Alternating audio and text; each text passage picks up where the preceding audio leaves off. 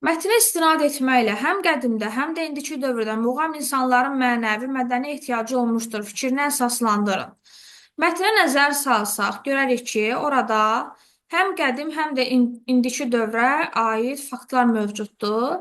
Qədim dövrə aid bu hissəni qeyd etmək olar. Bu hissəyə nəzər salsaq görərik ki, hələ 10-9-cu əsrlərdə muğam Muğlar tərəfindən ifa olunurmuş. Şumer mədəniyyətində bu haqda fikirlər əxs olunur.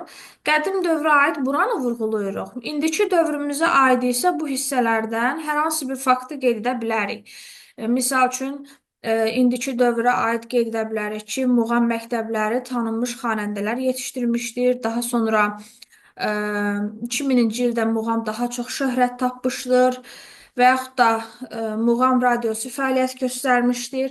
Yəni üçüncü, dördüncü və hətta beşinci abzasımız indiki dövrə aid faktları özündə əks elətdirir.